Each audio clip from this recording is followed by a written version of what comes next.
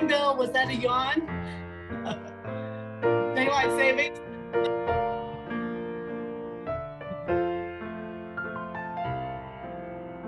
Morning, Julie. Good morning.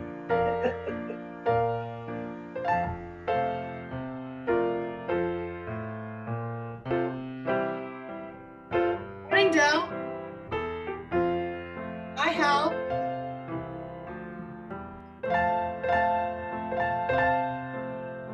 Morning, Elizabeth.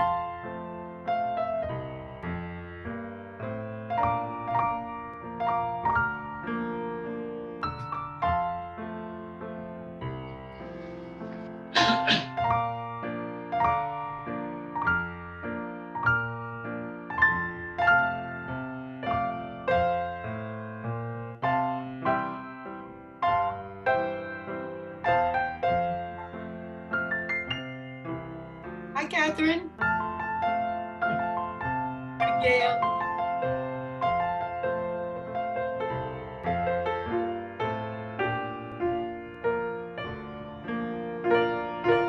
You're muted, Catherine. You're muted. Couldn't hear you.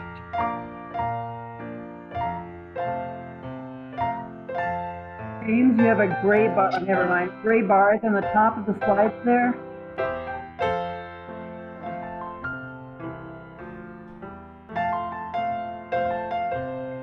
Hi, Dawn.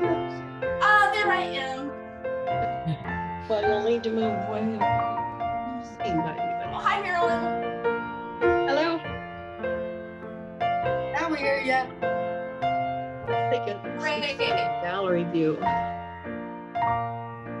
Gallery view. The gray bar is an image of the waiting room messages, but we saw it before, but I don't remember what we did to eliminate it.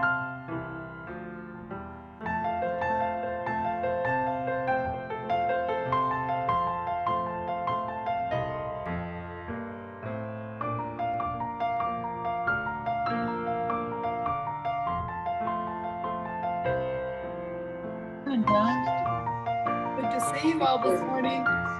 Yes.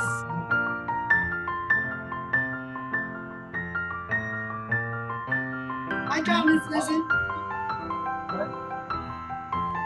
Morning, Allison.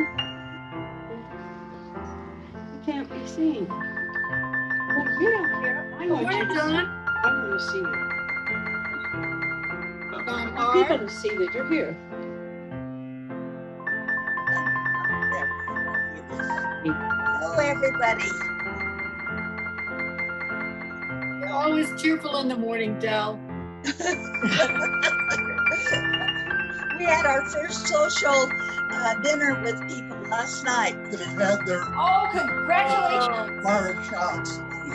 Something to celebrate. Hi, Bert. Just being able to do it. Yeah, I know. Morning, Robert. Hi Bert, hi Dale. Hi, John and Lillian. Morning.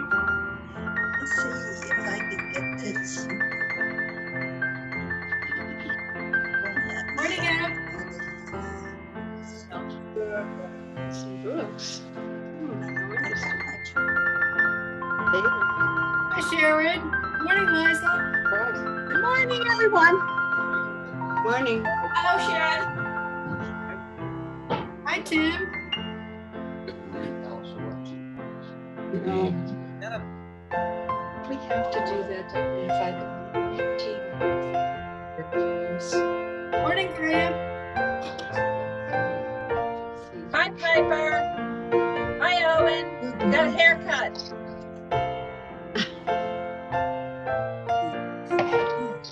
Hi, Kathleen and Barry. Hello.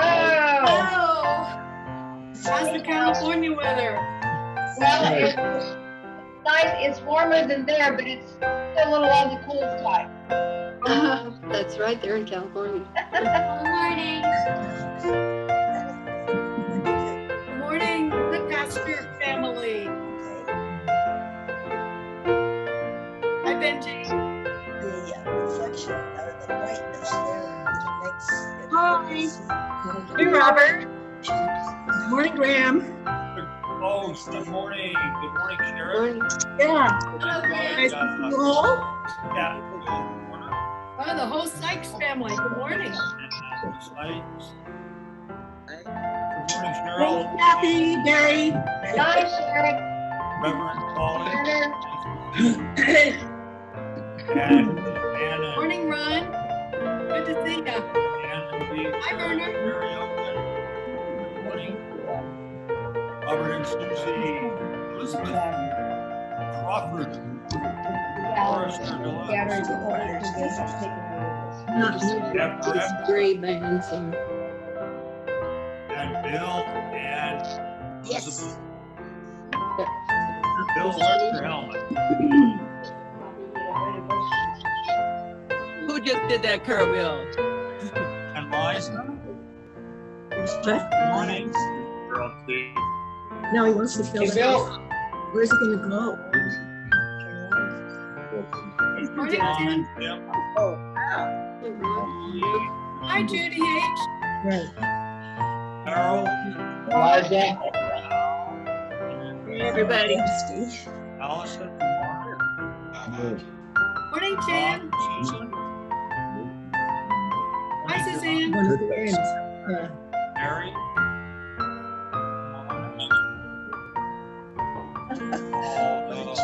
Mike. John and Aline. Jim, good morning. Hi, Kathleen, and hi, Dee Dee. Hello, Mary. Hello, John. Morning, Nancy. I'm looking for the invisible people. Hi, Anna. Hi, Susan. Morning, Judy. Hi, guys. It's like you're home. You made it before this storm. Hey, Hi, Judy. Jeffrey family. Hi, Benji and Ellie. Hi, Susie. Susan Everhart. Hey, Graham. Morning. Hey, guys. Morning, Jill. Hey, Greg. Good morning, guys. Hey, Mary. Fry. Benji and Ellie, Janice and Brooks. Hey, Nancy Fisher. Hi. Lisa. Janice and Brooks, good to see you. Janice. Hey, guys. I don't see their picture. Yeah. Hey, Liza. Good morning, everyone. And it's exciting to see how many of us made it here when an hour earlier. So glad you're here. So our call to worship words this morning are adapted from Invitation to Join the Journey by Lynn Cox. Come, you accidental pilgrims, you who find yourself on a journey of surprise and wonder. Come, you who emerge into this place as an act of liberation. Come, you who seek a life of mindfulness and a place to test your thoughts. Come, you who bring hearts of all kinds, heavy hearts, rusty hearts, hearts broken open in revelation, hearts full of love to share. Come, you who seek courage, and you who have more courage than you realize. Come, you who have been in a bubble, you who are poised for transformation. This path will ask much from us. Let us move forward with love. Let us move forward with appreciation for one another. Let us move forward knowing we are not alone. Whoever you are, whatever your gifts, you are welcome to join this journey. Let us come together in worship. We acknowledge that the land we gather on as a congregation, where we live, work, and play, was not freely given to us. We are gathered on the ancestral land of the Nutu or Ute, Apache, the Pueblos, Hopi, Zuni, and Diné Nation. This was also a site of trade, gathering, and healing for other Native tribes. We recognize the indigenous peoples as original stewards of this land. As these words are spoken and heard, the ties nations have to their ancestral homelands are renewed and reaffirmed. We acknowledge that our use of and benefit from this land came at a dire cost to Native nations and the peoples whose land we now inhabit. Welcome to the Unitarian Universalist Fellowship of Durango and our online worship service. I'm Bonnie Miller, a member of UUFD and today's volunteer host for the Sunday service.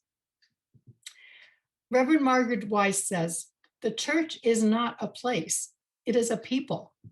The church is the gathering together of all the people and experiences and fear and love and hope in our resilient hearts, gathering however we can to say to the world, welcome, come in, lay down your heartache and pick up hope and love.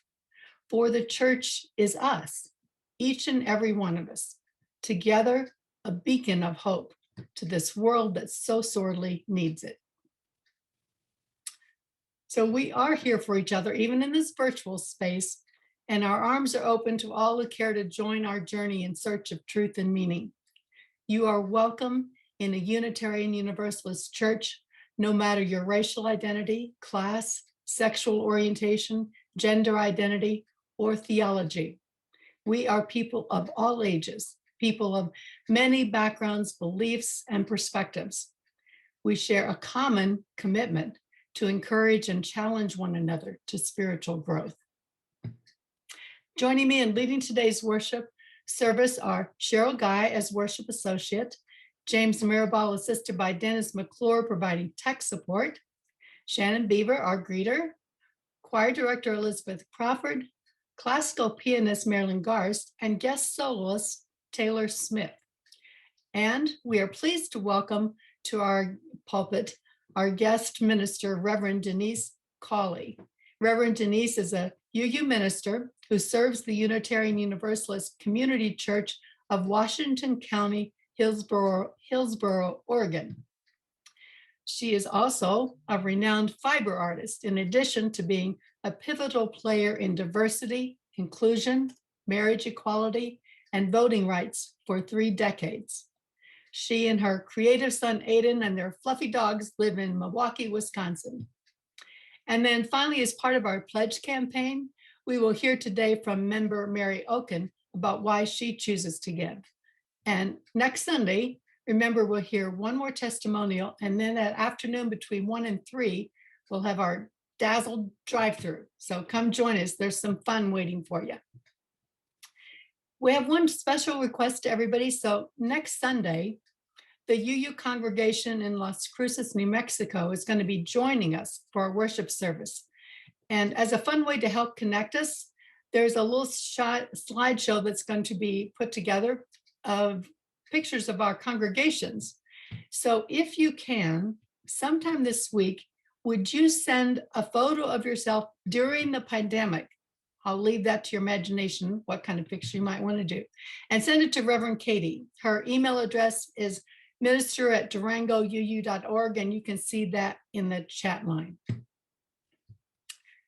If you are not currently a member of UUFD, welcome to our worship service. We're really glad that you're joining us today. And if you're looking for a spiritual home or you've been thinking about membership, you can type a message in the chat line to Shannon Beaver. She's our Community Connections Coordinator.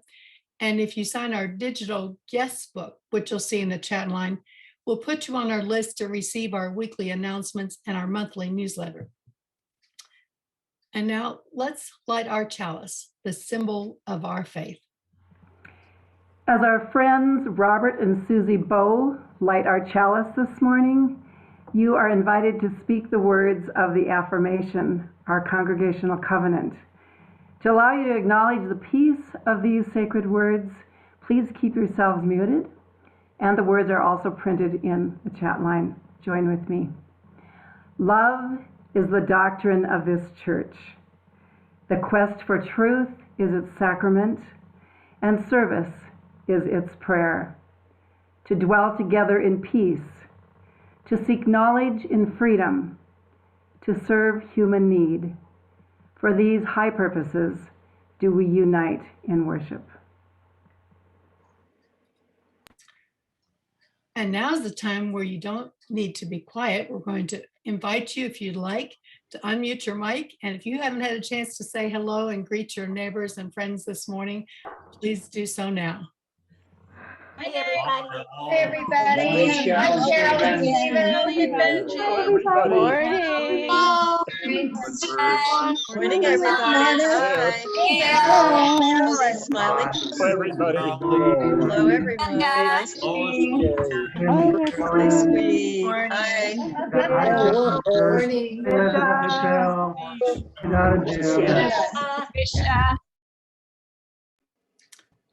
I found myself, as I was listening to all our voices, having a greater sense of that anticipation for that time when we fill our sanctuary with our voices. James Luther Adams said, "Church is a place where you get to practice what it means to be human." A particular feature of being human is the capacity to not only personally experience joy and sorrow, but to offer compassion, care, and understanding to our fellow human beings in the midst of their pain or joy. Our ritual of sharing each Sunday our joys and sorrows allows us to practice vulnerability and empathy and strengthen our connection. If you have a joy or sorrow to share today, you can ask for a candle to be lit by typing your name in the chat box to everybody, and that lets us know you have something to share. Cheryl will call on you, then unmute yourself and share your joy or sorrow.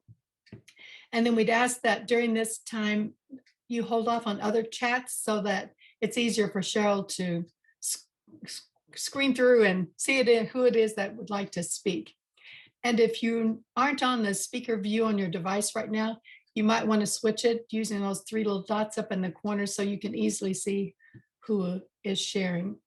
And I'd like to start by lighting one candle.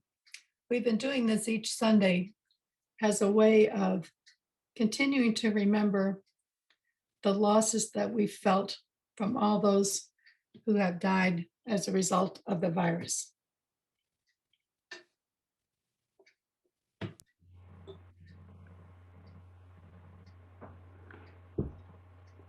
Our first sharing this morning is Robert and Susie.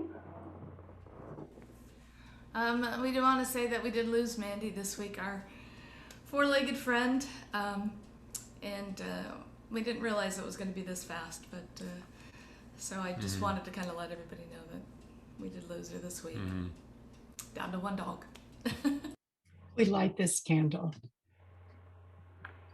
Catherine B.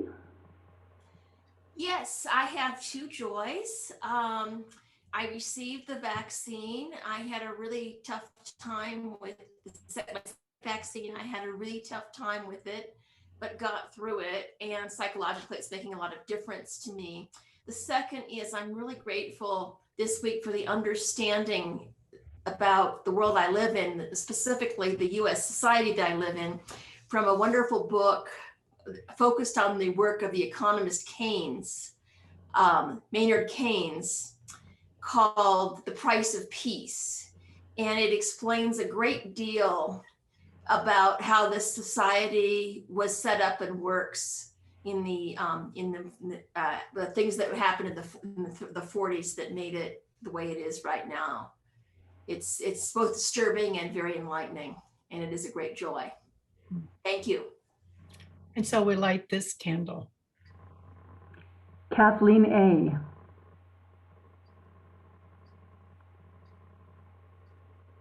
Kathleen, you want to unmute yourself? I'm reflecting on the time since that's been going on since September, with buzzing from a variety of corners of this church to gather us together for the stewardship campaign. The amazing teamwork, collaboration, creativity, enthusiasm that's gone into this. Thank you to all who've been involved so far, and all the rest of you coming up. Thank you very much. And so we light this candle. Does anyone else have any joys or concerns? Oh, here we go. Benji. Sarah.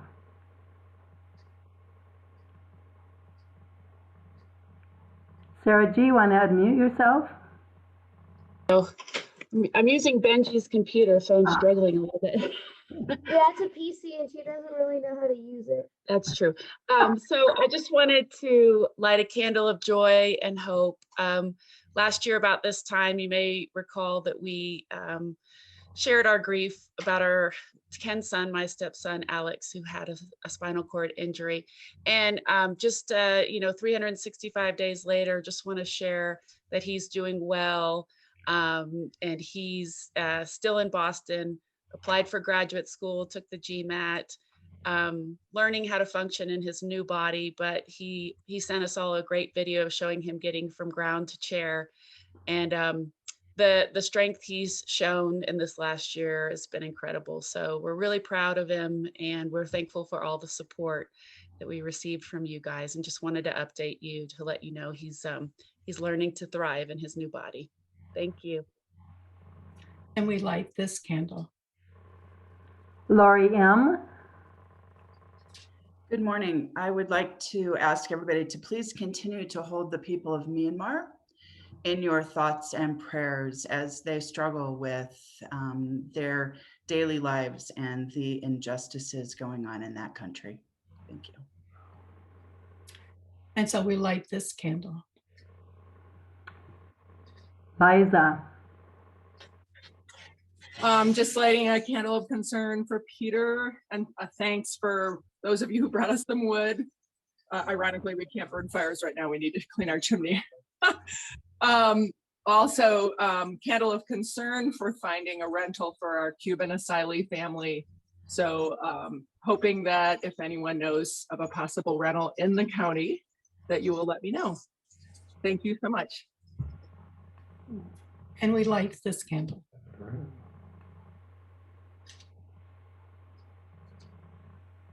I don't see anyone else listed. Does anyone else like to share this morning? I believe we have a testimonial. Yes, we do. So we light one last candle for those things which remain in our hearts and while silent, carry much weight in our hearts. And now we'd like to invite our member, Mary Oken, to share for us today. And we light a candle for her and for all those who have been willing to share from their hearts their testimony about the importance of our church in their lives. We've all had a challenging year. I've been reflecting during this anniversary of the COVID shutdown. For us personally, it was life-changing, especially for my husband, Jeff. He lost his father to COVID this year, but he also lost a good paying job of over 16 years due to COVID layoffs. We lost our paid health insurance. Through all the uncertainty and all the emotional challenges, he managed to find a new and gratifying job, but it's now paying a fraction of what he was before. Yet with support, we found ways to adapt. While it's been a year of losses, it's also been a year of resilience. My neighbor joined me in our backyard, and she helped turn the soil and plant and weed in exchange for an abundance of vegetables. So we both had kind of our own mini community garden, and it was a good way to visit while being COVID safe. I've also appreciated how various workplaces adapted and was grateful to work from home. Local retailers accommodated COVID safety precautions and implemented curbside deliveries, and I like those clever bump outs downtown. But most of all, I saw how this fellowship took on the challenge head on and began a rapid transition into virtual services and offering even more help to so many people in need. Knowing that keeping connections was more important than ever, we adapted quickly to offering Sunday services online, preserving much of our sense of belonging and support. What an amazing feat and a huge learning curve for everyone. And yet, What a valuable service to our community when so many aspects of life seem to be in such chaos. I'm proud to be a volunteer alongside this resilient, committed, and creative worship team. Reverend Katie and the members of the caring team were also, I'm sure, very loaded with so many people struggling this year. They are indeed, as one person said in last week's candles, the angels of this fellowship. Like many of you, I received a caring card now and then from fellow members that brightened my day. I also popped in once in a while on the Saturday afternoon connections, enjoying discussions on various topics. I experience deep gratefulness for all the support this fellowship has provided. I was especially buoyed by the covenant group that I'm part of.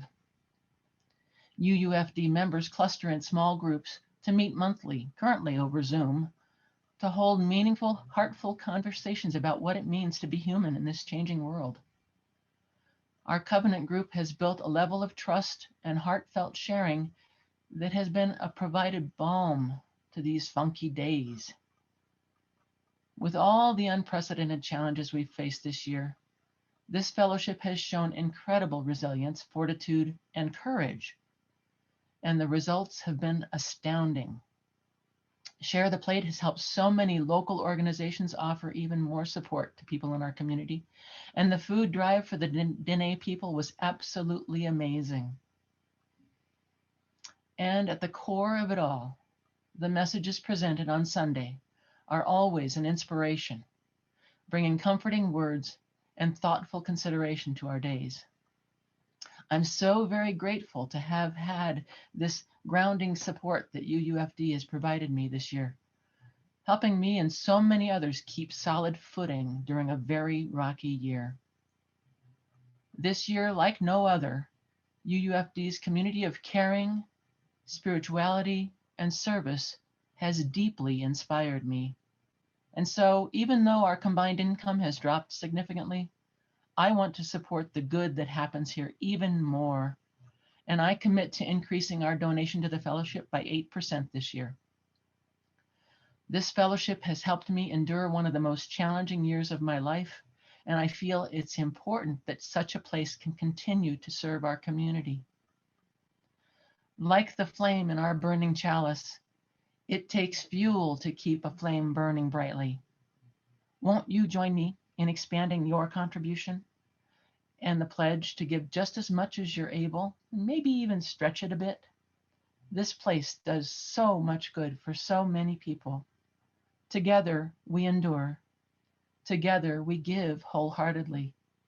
Together we keep our chalice burning brightly.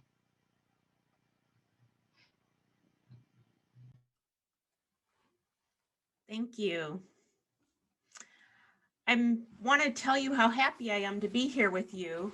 I met your minister at the UU History Convocation, I think it's 1.5 years ago, and she heard me speak and wanted me to bring this to all of you. So today you're going to meet one of my heroes, and I hope she becomes one of your heroes, one of our Unitarian ancestors, Reverend Dr. Florence Buck. And we're going to start by an address she gave to a meeting of the Unitarian Sunday School Society in May of 1919. And that's why I say Unitarian and not Unitarian Universalist. We weren't combined then. She writes, "We are trying to cultivate right responses to the situation which life itself presents. It is necessary, first of all, that we get clearly in mind our real aim of the church school. It is threefold. I shall indicate the parts of it by 3 short familiar words as aids to our memory." See, Florence Buck was always a teacher. That's what she was first. Know, be, and do. Number 1, our first aim is that our pupils shall know some of the things needful about religion. This is the knowledge aim of our school. Our second aim is that she shall be the best sort of people. This is the character aim. Our third aim is that they shall do the best they know. This is the right conduct and service aim. Now, you need to know that Florence Buck was a scientist, and when she went to college in the 1800s, she first studied biology and chemistry. And she says to the Sunday School Society, all the teachers that were gathered to teach religious education, she says, let me put this in more scientific terms. Our first aim is that the people shall gain fruitful knowledge. We may not try to impart all the knowledge in choosing what we would have them know. We must first seek for that which is valuable for conduct in life. 2, we seek to develop right attitudes of mind and spirit. This, as we know, is one of the best elements of a liberal faith. One's bent of mind, one's interests and loyalties, one's desire for truth are the attitudes which determine what his character shall be. Religious instruction, which seeks to develop attitudes, is very different from that which seeks merely to impart the rules of life by knowledge and creeds. She was really separating out how we were a covenantal faith even then. Number 3, our turmoil in recent years, and she was referring to World War I, 3 fundamentals have become clear. 1, right is the true basis of human association. She is emphasizing the importance of community and the interconnected web. 2, moral obligations rest upon nations as well as individuals. 3, the weak must be protected against the aggressions of the strong. Can you see the UU principles forming here? She was foreshadowing them. They weren't written yet. Lots of people think that's the basis of Unitarian Universalism, but it's actually covenant. The principles came later. She writes, now these are essentially religious principles, and every great religious teacher has declared them, for they formed an essential message of the Hebrew prophets, especially the greatest of them all, the founder of Christianity.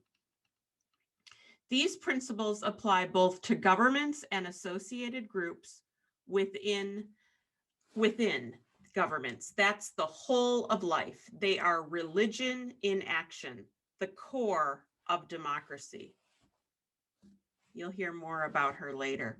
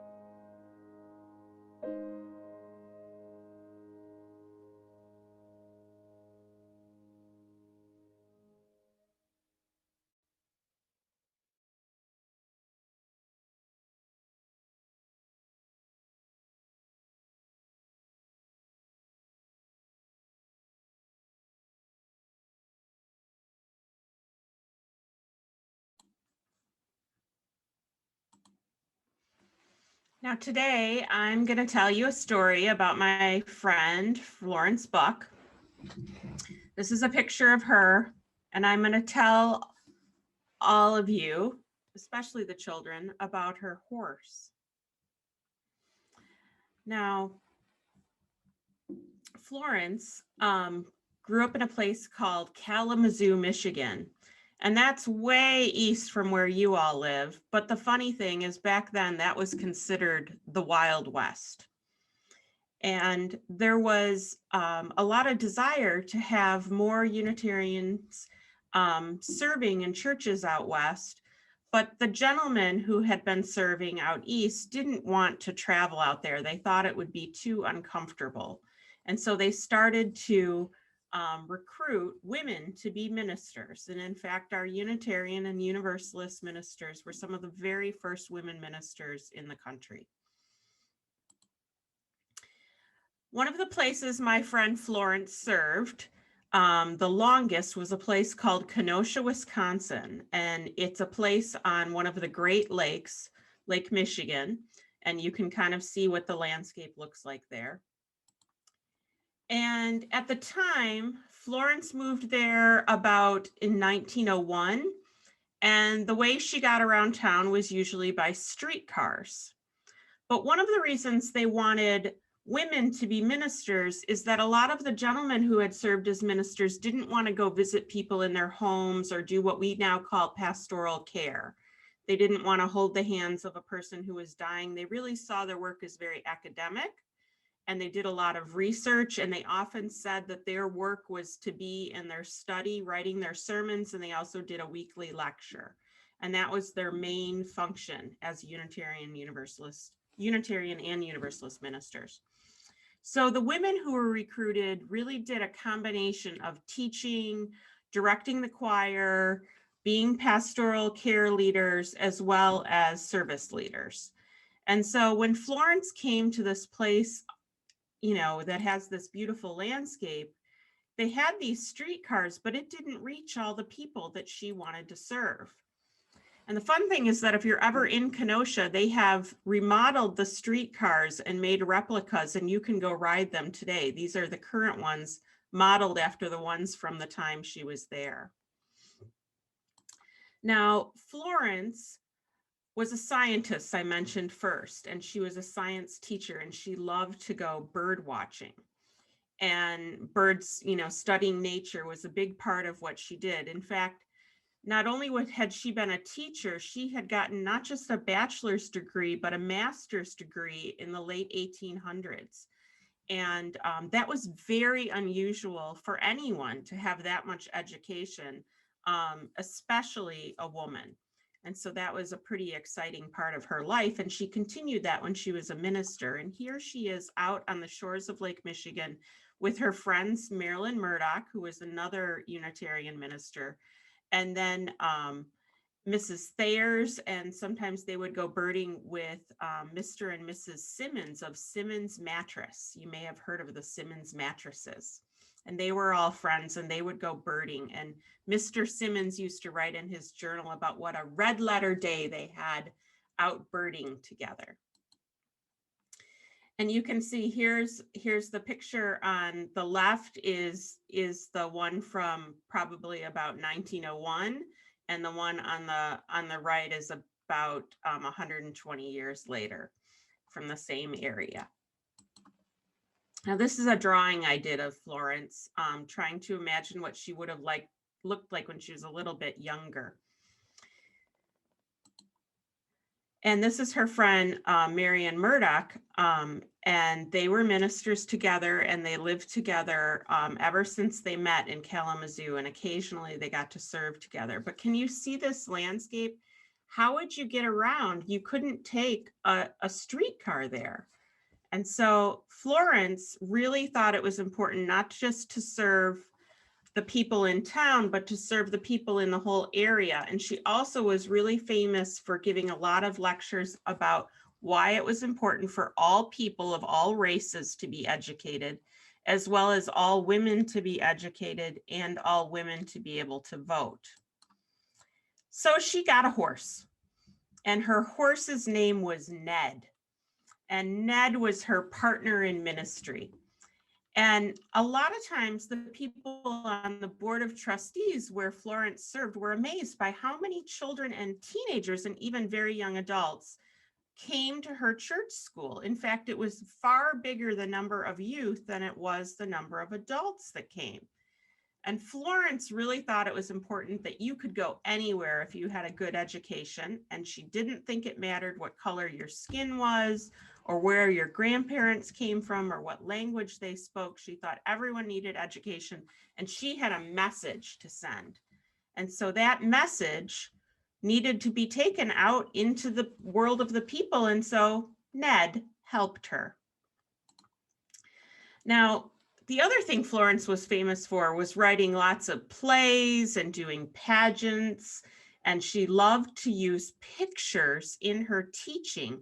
Now, doesn't that sound simple? Like, of course she used pictures, right? Nobody did that then. Nobody had pictures to illustrate what they were teaching about. People didn't have special songs. Well, Florence helped edit the Beacon hymnal, and she wrote a book called The Story of Jesus because she saw Jesus as a really progressive, liberal, justice dude. She really liked him and thought his message was radical. So she wrote a book about that to help teach adults and children all about what he did. And so she shared her deep love of nature. She loved having poetry, and she loved bringing all these aspects to children and youth. And in fact, the churches that she helped build still do all those things today. But I really think Ned was a big part of her success because people wanted to come and pet Ned. And sometimes Ned would get real excited when he saw her. He was kept behind the houses where she rented a room, and he would smell her bringing apples, and he would get really happy, and he wanted to help her. And I almost could hear Ned saying, "Oh, I see her approaching the stable. Ooh, she's coming from the back of the pretty white house." And then she would have golden hair, and her hair was long, but she would wear it up, and she would rub his muzzle and give him apple slices. And he would say, "It's time to visit the Unitarians." And so she had her silvery golden hair, and she would climb up on Ned with her big skirts, and she would ride around town, and the children would come and pet Ned. And she didn't just let children whose families, were having extra free time and stuff come play with Ned or come to her church school. She was really concerned. There were a lot of children working in factories then, and it was very dangerous. And she wanted to help them get better jobs and be able to take better care of themselves. So she invited them to her church school and said everyone was welcome. And she would remind everyone, "Ned, we have to teach them that to be the best sort of people, we help them do their best." Ned loved riding around with Florence, and he would go with her to visit all kinds of people. And he would stand outside the church until religious education is done. And you can see he was standing outside different schools that she would be putting on these pageants. That's Florence putting on a play. And so as you go to your religious education classes now, I just want you to go ask them if maybe you could get a horse. They might say no, but who knows? You could tell them how successful that was, and it helped them learn very well at the churches that my friend Florence Buck served.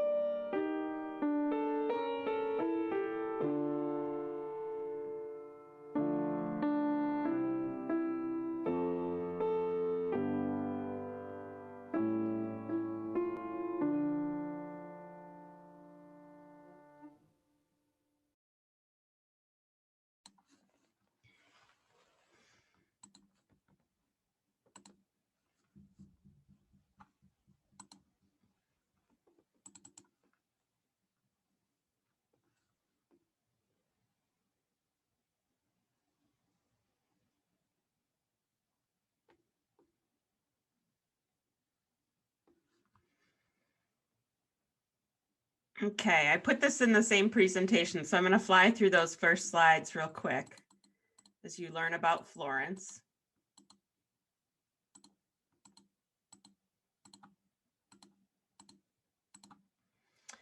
So today's sermon is called Bucking the Patriarchy, and I'm going to invite you to think about what it might have felt like to be Florence Buck. And as I like to say, sometimes you have to say, buck it. Between seminary and serving at Bradford UU in Kenosha, Wisconsin, I became really interested in this woman who had served Bradford from 1901 to 1910. And I'm also originally from Detroit, and so I knew all about Kalamazoo, Michigan, and the places that she served early on. I also appreciated Florence because I identify Florence as queer, even though she never used that word.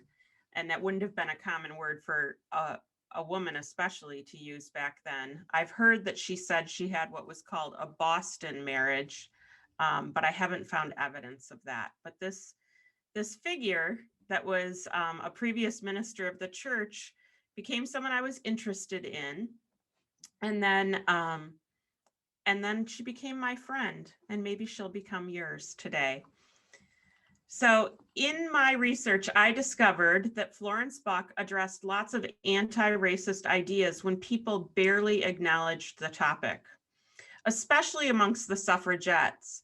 There was certainly a divide amongst even our Unitarian and Universalist suffragettes, some of which who thought it was really important only to promote voting for white women, and some of which who thought it was just as important to promote abolition and equality for all races, as well as education and voting for all races. I also loved how Reverend Buck incorporated education and faith formation into all of her work, and I'm going to tell you about where that went. So the other thing that I discovered about Florence Buck is that she really is one of our most, she was one of our most outgoing, leading professionals in our field, but she really is hardly known and rarely referred to. And I'll talk about why. She was a talented musician. She was an author. She had some amazing roles, but we rarely talk about her.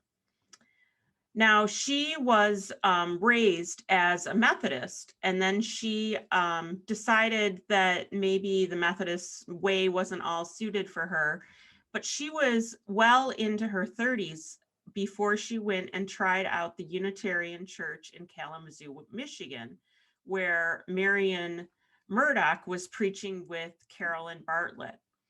And not only did Florence Buck fall in love with Unitarian faith, she fell in love with Marian Murdoch too.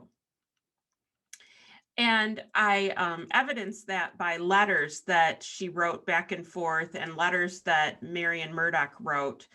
Kind of what, if we would have had a bishop, it would have been Jenkins Lloyd Jones, I think. And he was at a very big church in Chicago, and he was really helping to recruit all the women ministers. And there's a lovely note that Marian writes to Jenkins Lloyd Jones requesting a cozy room in a faraway farmhouse for she and Florence to share at the Religious Education Institute. Marian was older than Florence, and right after they met, they went on what feels like to me one of those early dating kinds of trips where they travel through Michigan and Illinois, and then they go to Iowa to see where Marian was born and raised, and they show each other all their favorite places as they go. Florence Buck already had a master's degree when she went to seminary. And she was then ordained at the Parliament of World Religions, which was a big deal. And so in 1893, she was ordained. And Antoinette Blackwell, the first woman ordained in ministry, attended, as well as 7 other powerful women ministers. And in this picture here, you can see this is all men in the background, and then the 7 women are in the foreground there. The first place that they pastored together was in Cleveland, Ohio, and they held their pastorate together. And it was really interesting because the only time I ever saw women ministers referred to as reverend or pastor instead of miss was when a woman was writing an article about them. And the rest of the time, men referred to them as miss. And one of the reporters in the women's section of the paper asked Florence if it took two women to make one male minister. And Miss Buck said to the writer, "I think it takes two persons to make one good pastor. We find that we can accomplish more good by working together than either of us could by working alone." And so she talked about how hard the work of the church was and that two people were better than one. But again, I want you to think about, how did that feel to have all that education and all that experience and then be told, well, really, are you half a person? And I ask you, have you ever felt that way about anything in your life? Have you ever felt like people were underestimating how much you knew? Indeed, Florence Buck was bucking trends by being a woman minister. Florence Buck's ideas were big from the start. She started writing about the need to have Unitarian megachurches and bucking the trend of only having small churches. Now, you would think that probably would have been a popular idea, but the Unitarian leadership of men told her that was ridiculous and that Unitarians should always have a smaller place amongst the popularity of religion and that they should keep their message contained. She really didn't like that idea, and she thought everyone should know about this amazing faith that really opened people up to learning on their own and then making their own decisions about what they believed in, and how frustrating it must have been to have to keep telling boards of trustees that over and over. She also told boards of trustees over and over how important it was to have a qualified religious educator. In fact, in the board minutes at one of the churches she served in California, she writes, "If you really want to grow this church, you would hire a qualified religious educator far before you hired a minister. That's how you grow a church." I came to realize many of the ideas that we attribute to Sophia Faz, if you've heard that name, are actually ideas rooted in Florence Buck theology. Florence Buck's writings, though, are more difficult to assess. Little of it is credited under her own name, but only accessible by tracing where she was and then looking through the documents that came out at those events. Buck makes an appeal for us to stop Unitarians from supporting missionaries, too. Now, when she was lecturing here at this building, the Kemper Center in Kenosha, Wisconsin, she says, "Stop aiming for a conversion of their faith to our own. Do not think of ourselves as superior to other faiths or other nations." Can you imagine how angry she was that she may have happened upon colleagues, usually male colleagues, all talking about how much smarter they were than the Catholics or the Baptists? She didn't think we were necessarily smarter. She just thought Unitarianism was a great opportunity for people. In 1919, she wrote an address. This is one of the homes she lived in. She rented a room. She didn't have much money at all. She said, "Can you remember that when we were talking about missions, those were really in vogue in the past, and we made appeals for missions, saying how we were, better because they were the heathen, and we presented ourselves in startling contrast to the excellence of our own faith. We are presented aliens at their worst, ourselves at our best." This method did make us eager to help people, but it also cultivated unwarranted senses of superiority, and it prevented any sense of real human brotherhood. I read that line still today and think about how upset she would be about what's going on in America these days. She continues, "Religion alone is not for blame.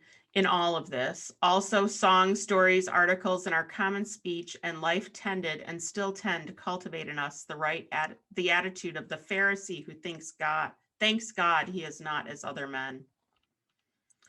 Her sentiments about races and genders being equal and all deserving of liberal faith was also apparent in her book, The Story of Jesus, where she included song lyrics about welcoming those from other nations and races. I think about how those were written before World War I. And then I realized how alone she must have felt saying these things in this era of Jim Crow laws and separate bathrooms and separate entrances. What did it feel like as she traveled all over the country making her speeches? Throughout her life, she talked about boys and girls being educated not only for religious reasons, but also for developing right attitudes of mind and spirit, and that being essential to a liberal faith. She must have been so angry that women were so often separated and kept away from education and opportunities for work. I wonder too what it felt like for Florence Buck.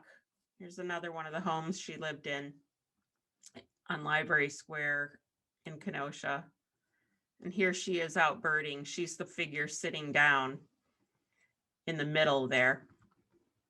She had been a teacher and a principal and a scientist already. She knew all the names of all the different birds and how their bones worked and how they flew.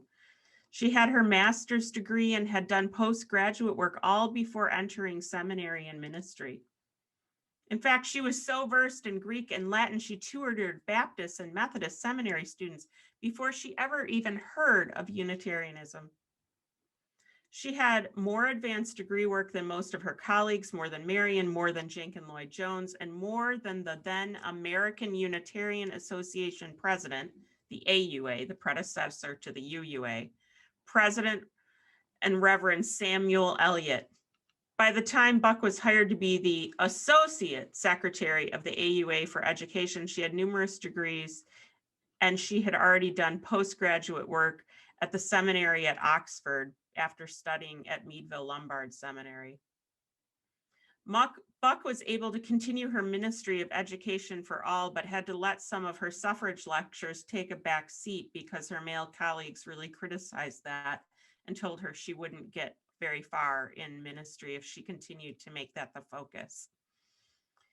She wrote lots of key religious education materials and columns for the religious education institutes, and her methods of including art, music, drama, and teaching were revolutionary, while using pictures and songs and pageants and even educating young adults or teaching outdoors.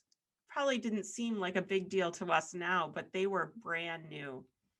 And at a time of segregation and only about 20% of American children attending school, Buck's church programs were regularly attended by not yet members and from children to young adults, as well as people from many tongues and many cultures. Though unheard of at the time, Reverend Buck made headlines when she offered a proper funeral for a man who had been an alcoholic in this church that she helped build with Zaman Simmons, one of her major donors, who I again said was of Simmons Mattress Factory. They built this little Gothic church from a little wood one that had stood there in the country. She said one's goodness should be shown not alone by how they treat their family and their neighbors and their friends, but also by how they treat the more remote, the worker, the poor, the foreigner, and yes, even the criminal and the outcast. Not only did Buck queer our faith, and by that I mean turn it over and look at it a new way, she saw no reason to bend to the conventions of marrying a man or being alone. As intimate life partners, Reverend Florence Buck and Marian Murdoch traveled the globe, and they worked together in Michigan, Ohio, Wisconsin, California, and Massachusetts during their 35 years together. They wrote their beginning intention was the desire to always remain together, and the church that calls one must call the other. However, Cleveland, Ohio was the only time they held a true co-ministry.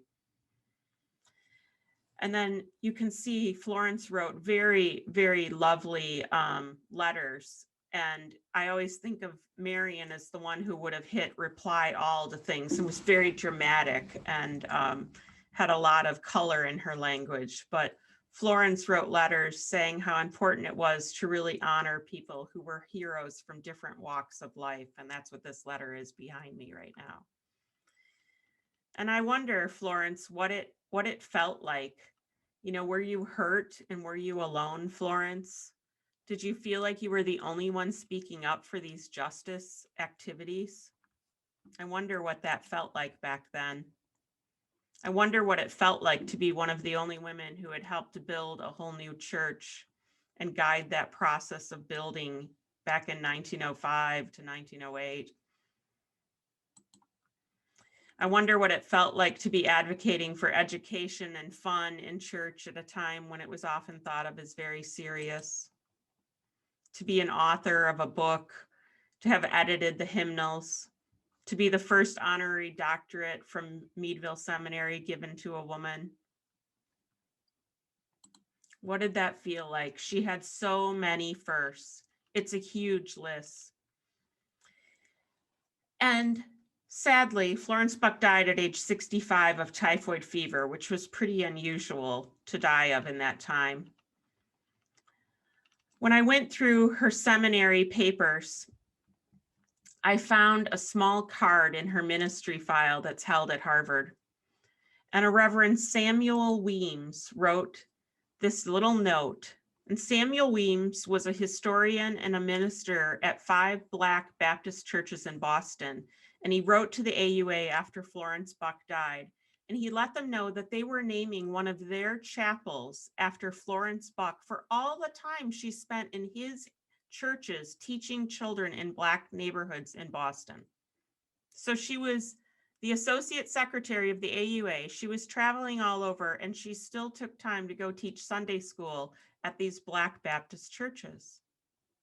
Now that sounds nice, but I also imagine what did that feel like then when that was so unusual to go and be standing up like that as this prim and proper lady with her golden hair walking into the Black neighborhoods around Cambridge and reading headlines as she read the morning newspaper about lynchings and anti-Semitism post-World War I. And yet she believed everyone deserved a liberal Christian education and a liberal Christian church as our forms of liberation.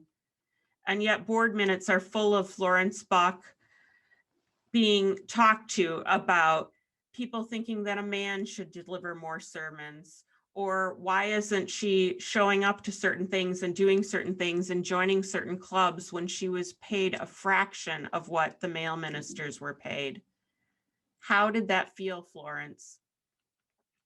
Florence Buck was willing to turn every notion of how to be a minister, how to educate, and even who to admire on its head.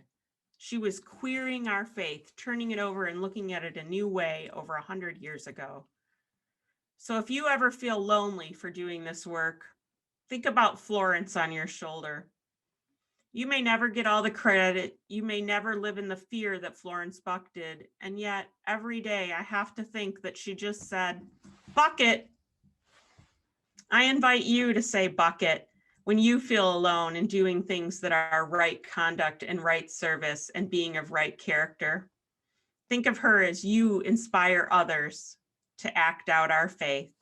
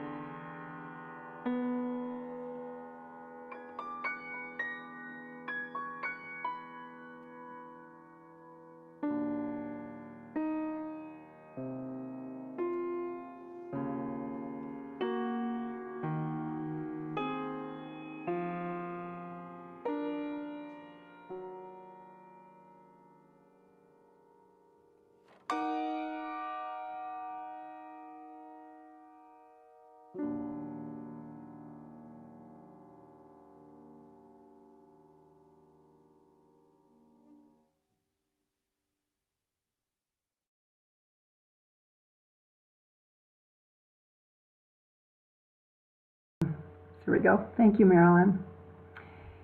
As we begin our offering this morning, there are 3 ways you can donate, as you can see in the chat line.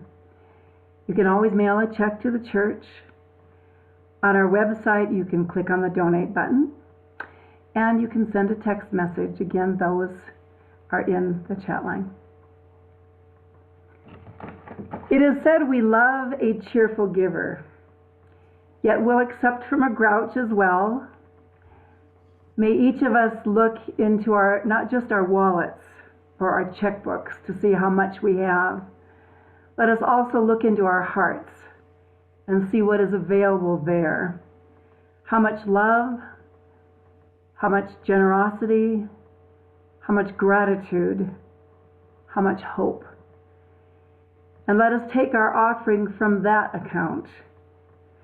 May we be committed to using these gifts to making a difference in the world, to increase love and justice, to decrease hatred and oppression, to expand beloved community, to share and to keep sharing as long as ever we can.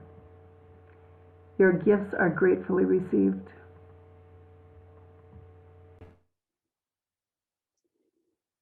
There's a river flowing in my soul is a sweet song to sing together, but it's also a radical statement of inherent worth and dignity.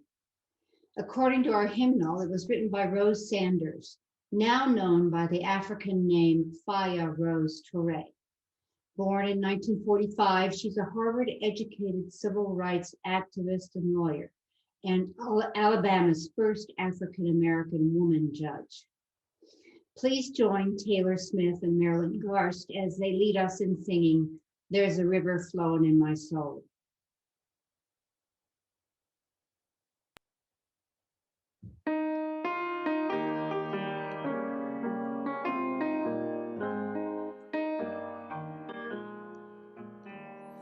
There's a river flowing in my soul. There's a river flowing in my soul, and it's telling me that I'm somebody. There's a river flowing in my soul. There's a river flowing in my heart. There's a river flowing in my heart, and it's telling me that I'm somebody. There's a river flowing in my heart. There's a river flowing in my mind. There's a river flowing in my mind, and it's telling me that I'm somebody. There's a river flowing in my mind. There's a river flowing in my soul.